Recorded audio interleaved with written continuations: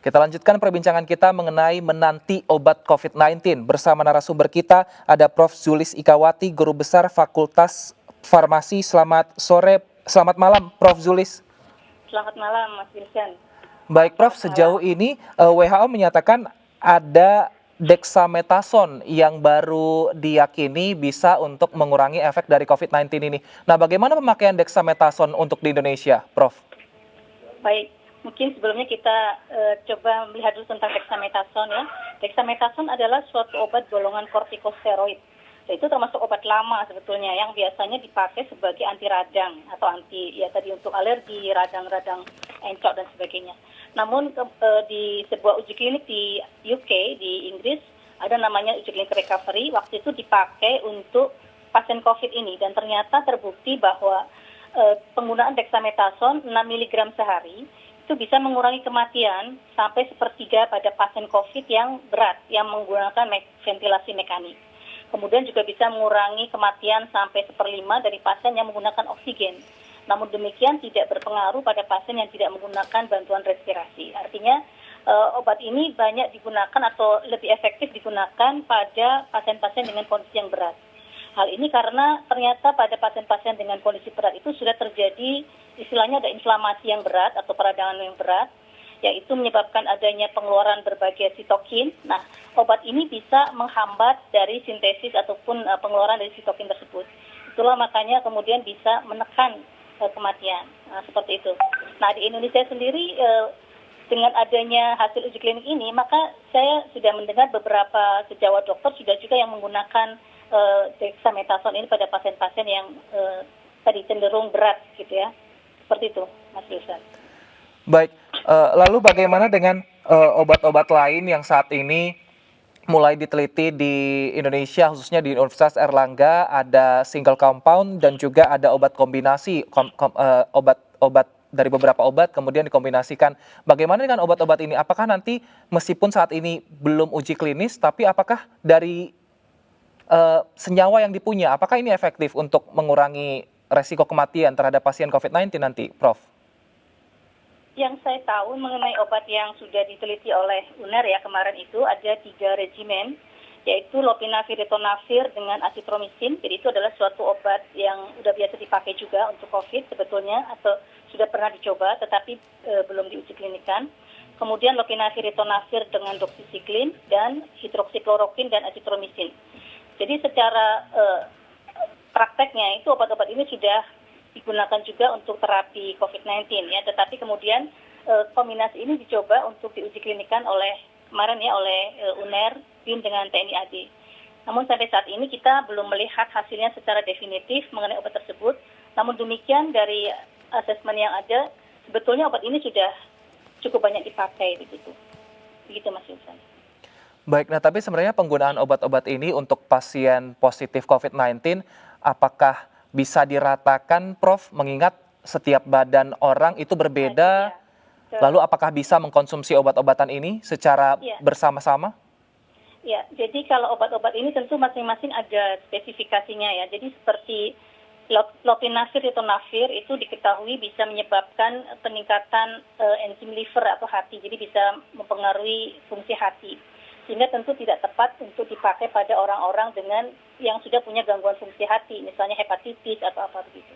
Nah, sedangkan kayak hidroksikloroquine misalnya, itu nanti efek sampingnya ke arah jantung atau terjadi gangguan irama jantung. Nah, tentu kalau seperti itu tidak tepat jika dipakai pada orang-orang yang sudah memiliki gangguan irama jantung. Jadi memang spesifik ya kondisinya dan kondisi COVID sendiri juga sangat bervariasi ya gejalanya, jadi ada yang sedang, ada ringan, sedang, berat, sehingga tentu pilihannya juga harus menyesuaikan dengan gejalanya begitu. Nah, artinya berarti kalau ketika obat-obat COVID-19 ini beredar di masyarakat, kita tetap tidak bisa mengkonsumsi sendiri, harus ada konsultasi seperti itu ya, Prof? Betul sekali, dan semua obat-obat COVID ini adalah digunakan dengan resep dokter ya, artinya resepkan atau diberikan oleh dokter. Jadi saya kira tidak bisa masyarakat itu membeli sendiri ataupun mengkonsumsi sendiri ya, semuanya harus dengan pengawasan dan perintah dari dokter begitu. Jadi semuanya ada di rumah sakit. Selain dari penelitian yang dilakukan terhadap dexamethasone, adakah obat-obat lain yang juga bisa mengurangi kematian terhadap pasien COVID-19, Prof? Baru-baru ini kan mungkin sudah terdengar juga beritanya tentang remdesivir ya, karena beberapa waktu yang lalu kita mendengar berita bahwa ada pemerintah maupun juga ada beberapa lembaga swasta yang mengimpor remdesivir, di mana remdesivir ini merupakan salah satu obat antiviral yang katanya cukup promising ya untuk COVID ini. Dan hasil penelitian sudah menunjukkan memang bisa mengurangi lama rawat, jadi dari 11 hari menjadi dari 14 hari menjadi 11 hari begitulah. Tetapi dalam hal mengurangi kematian kayaknya kok hasilnya masih belum signifikan. Namun demikian remdesivir ini sudah mendapatkan emergency use authorization dari Badan POM untuk digunakan di Indonesia. Baik, nah Jadi penggunaan dua obat ini di Indonesia seperti apa, Prof? Apakah memang di setiap ruang isolasi ini pasiennya diberikan obat ini, dan apakah memang di Indonesia ada perusahaan yang memproduksi dexamethasone dan juga obat dari remdesivir itu? kalau dexamethasone itu banyak sekali dijumpai ya kan. Dexamethasone itu kan sebetulnya obat yang udah biasa digunakan di masyarakat kita sebagai obat anti radang tadi yang saya bilang. Tapi untuk COVID ini memang suatu indikasi yang baru ya. Selama ini kan hanya digunakan untuk alergi atau radang yang lain begitu. Jadi untuk dexamethasone sebetulnya bahkan sudah ada generiknya. Ya, tetapi namun demikian penggunaan dexamethasone juga tidak boleh sembarangan. Karena apa? Dexamethasone itu ataupun golongan steroid yang lain, dia memiliki efek menekan sistem imun begitu, menekan sistem imun ya atau menekan radang, sehingga pada saat kondisi awal atau pasien-pasien yang belum bergejala atau mungkin bahkan yang belum kena COVID, itu bukanlah sebagai obat pencegah. Kenapa? Karena justru akan menurunkan sistem imun begitu. Makanya obat ini hanya dipakai pada kondisi COVID yang berat atau sedang sampai berat yang sudah mengalami tadi ya inflamasi atau peradangan yang berat yang terjadi istilahnya badai sitokin begitu. Baru obat ini akan menunjukkan efektivitasnya. Tetapi ketika dipakai pada awal-awal itu justru mungkin akan menekan sistem imun sehingga justru akan menjadikan rentan terhadap infeksi begitu. Padahal kan untuk COVID-19 ini karena ini suatu infeksi virus, maka sistem imun akan sangat penting berperan di dalam mengeliminasi atau membantu melawan virus lah begitu ya. Jadi kalau dipakai di awal-awal dengan sembarangan justru akan meningkatkan resiko untuk terjadinya infeksi begitu. Nah, tapi jika untuk pasien yang dinyatakan sudah negatif, apakah masih diperbolehkan juga untuk mengkonsumsi obat ini atau kembali harus menunggu imbauan dokter, Prof? Ya, saya kira kalau sudah dikatakan negatif, tentunya sudah tidak perlu lagi menggunakan obat ini. Kalau saya cenderung merekomendasikan atau menyarankan untuk meningkatkan sistem imun begitu. Jadi karena sekali lagi ini kan virus ini adalah suatu penyakit yang sebetulnya self-limiting ya atau bisa sembuh dengan sendirinya gitu. Tetapi sangat dipengaruhi oleh tadi kekuatan sistem imun. Orang-orang yang mengalami COVID yang cukup berat biasanya adalah mereka yang sistem imunnya sudah berkurang, bisa disebabkan karena adanya penyakit lain atau mungkin faktor usia atau faktor yang lain. Biasanya itu yang kemudian menjadi berat dan bahkan bisa sampai meninggal. Tetapi pada orang-orang yang lebih muda, kemudian sistem imunnya kuat, biasanya walaupun terkonfirmasi positif, itu kan tetap gejalanya ringan atau bahkan tanpa gejala. Sehingga ketika seseorang sudah terkonfirmasi negatif, habis kena, kemudian sudah sembuh, saya kira sebaiknya untuk tidak terkena lagi, karena ada kemungkinan bisa terkena lagi, maka lebih mending kuatkan sistem imunnya, jangan menggunakan obat-obat yang tadi, sudah nggak perlu lagi begitu. Ya sudah tidak ada sasarannya lagi karena virusnya kan sudah nggak ada juga. Begitu. Tapi jika dengan orang yang mungkin memang sudah mengkonsumsi dexamethasone ini karena lain hal, misalnya tadi karena ada alergi atau karena ada hal-hal lain, ini masih diperbolehkankah, Oh Prof? iya, saya kira masih bisa, tetapi tentu harus tetap menjaga ya. Artinya ketika orang-orang menggunakan itu, maka dia sebetulnya cukup rentan terhadap infeksi. Jadi orang-orang yang harus menggunakan dexamethasone dalam jangka waktu yang lama, misalnya katakanlah misalnya pada penyakit autoimun atau mungkin pada penyakit alergi yang dia harus membutuhkan penggunaan obat tersebut, maka dia tetap boleh menggunakan obat tersebut ya karena memang untuk penyakitnya itu, tetapi dia tentu harus lebih hati-hati karena kondisi tubuhnya itu akan lebih suppress ya, sistem imunnya akan lebih tertekan dengan adanya itu, sehingga resikonya akan lebih meningkat. Sehingga mungkin lebih baik juga untuk menjaga lebih kuat terhadap kemungkinan terjadinya infeksi virus begitu. Selain Indonesia, adakah negara lain, Prof, yang juga sedang meneliti atau membuat obat COVID-19 ini, dan apakah kandungannya sama seperti yang dimiliki oleh Universitas Airlangga yang juga saat ini meneliti obat? Sebetulnya yang obat yang diteliti oleh Universitas Airlangga bukanlah obat baru. Sekali lagi, obatnya itu adalah obat yang sudah ada di pasaran. Jadi begini, untuk pengembangan obat-obat baru untuk COVID ini, strateginya lebih kepada drug repurposing. Apa itu artinya? Yaitu menggunakan obat yang sudah ada, yang dulunya sudah dipakai untuk indikasi yang lain, kemudian dicoba untuk COVID. Seperti lopinavir ritonavir yang diteliti oleh Airlangga, itu adalah obat untuk HIV sebelumnya.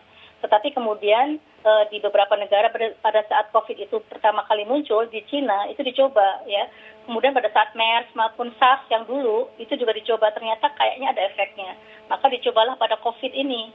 Namun demikian nampaknya sih tidak begitu promising hasilnya begitu, sehingga uji klinik yang dikoordinasi oleh WHO yaitu Solidarity Trial itu menghentikan untuk lopinavir ritonavir ini diuji klinikan karena hasilnya tidak begitu menggembirakan begitu.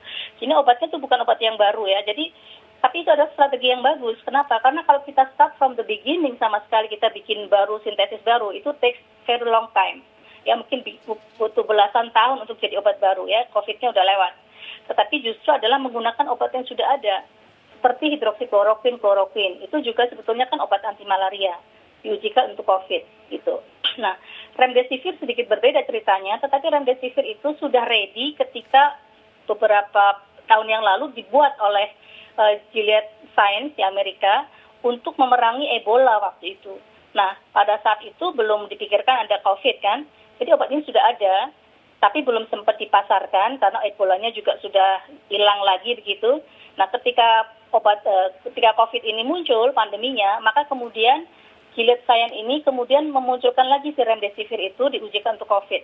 Dan hasilnya lumayan promising sampai saat ini, sehingga kemarin Presiden Amerika juga ya mungkin sudah mendengar beritanya, beliau juga kena COVID juga, menggunakan juga remdesivir ini. Nah, seperti itu. Jadi kalau sekarang di seluruh dunia ya obatnya baru itu aja. Nah, Prof, mungkin, tapi ya, setelah nanti ada vaksin kemudian disuntikan ke manusia, apakah kita tetap aman mengkonsumsi obat-obat COVID-19 ini nantinya, Prof? Apakah ketika sudah divaksin tidak perlu lagi minum obat seperti itu? Ya, jadi hal yang perlu diketahui tentang perbedaan vaksin dengan obat adalah vaksin itu dibutuhkan oleh orang sehat untuk mencegah penyakit. Jadi vaksin itu dibutuhkan oleh orang sehat, disuntikan supaya menghasilkan antibodi terhadap virus tadi, sehingga kita akan terjaga dari infeksi virus berikutnya. Sedangkan obat diberikannya pada orang yang sudah sakit begitu ya. Jadi ketika kita sudah mendapatkan vaksin dan kita tidak sakit, ya sudah nggak perlu obat kan, karena kita nggak sakit begitulah. Jadi kalau kita nggak sakit ya kenapa harus menggunakan obat begitu. Baik, tapi nanti jika dikonsumsi oleh orang yang sakit, oleh orang yang positif, aman ya, Prof, dikombinasikan dengan vaksin? Iya sama aja. Aman-aman saja. Artinya gini, kalau misalnya dia udah divaksin ternyata sakit, artinya vaksinnya yang nggak mempan, ya kan? Vaksinnya berarti tidak bisa berefek mencegah penyakit. Harusnya vaksin itu bisa mencegah, kalau efikasinya bagus, itu bisa mencegah penyakit, harusnya dia nggak sakit. Tetapi kalaupun dia terpaksa tetap sakit, ya nggak apa-apa juga. Nggak ada pengaruhnya juga, nggak ada interaksi seperti itu nggak sih? Nah, saat ini Unair sedang mengembangkan ada 2 jenis obat. Sarannya, Prof, agar mungkin bisa obat ini bisa lebih cepat selesai dan juga bisa kita nikmati bersama ketika boleh tahu yang obatnya positif. Apa ya? Mungkin boleh tahu informasi obatnya apa? Baik, saat ini ada single compound yang katanya ini sedang diteliti juga oleh pihak dari Unair. Lalu ada kombinasi obat, kombinasinya diantaranya ada lopinavir, ritonavir, lalu ada azithromycin. Ya, itu yang tadi, yang sudah disebutkan tadi, betul. Siap, berarti hidroksikloroquine, lalu ada azithromycin dan juga ritonavir dan doxycycline ini, Prof? Yang tadi saya bilang, itu kan sudah itu yang kemarin diteliti oleh UNER adalah kombinasi 3 macam itu. Ada 3 kombinasi yang sampai saat ini hasilnya belum kita ketahui karena ketika disubmitkan laporannya ke Badan POM, ternyata kan waktu itu kita dengar beritanya masih banyak beberapa hal yang harus dilengkapi begitu. Jadi sampai saat ini belum ada Belum ada hasil yang bisa definitif mengenai obat hasil uji klinik tersebut. Sedangkan yang single compound saya terus terang belum dengar, tetapi kalaupun ada, sekali lagi itu tentu harus mengikuti aturan ya. Di dalam uji klinik itu kan ada aturan terkait dengan uji klinik yang baik. Juga desain dalam uji klinik itu harus jelas, terutama untuk yang valid adalah menggunakan randomized control trial, double blind, seperti itulah. Jadi ada suatu aturan-aturan yang harus diikuti. Itu aja sih sebetulnya. Dan semua peneliti tentang uji klinik saya kira pastinya tahu aturan-aturan uji klinik. Tinggal mengikuti aja. Baik, berarti kita nantikan bersama obat-obat yang diteliti Unair ini. Semoga nanti hasilnya bagus dan juga bisa dikonsumsi oleh pasien positif sehingga Indonesia bisa bebas dari COVID-19. Terima kasih Ya, Prof. amin. Zulis Ya. Ikawati, Guru Besar Ya. Fakultas Farmasi telah bergabung bersama kami di Indonesia Bicara. Dan pemirsa, itulah tadi perbincangan mengenai menanti obat COVID-19. Kita sama-sama berharap agar obat ini segera ada, vaksin juga segera ada di Indonesia sehingga kita bisa bebas dari COVID-19 dan kembali beraktivitas seperti biasa.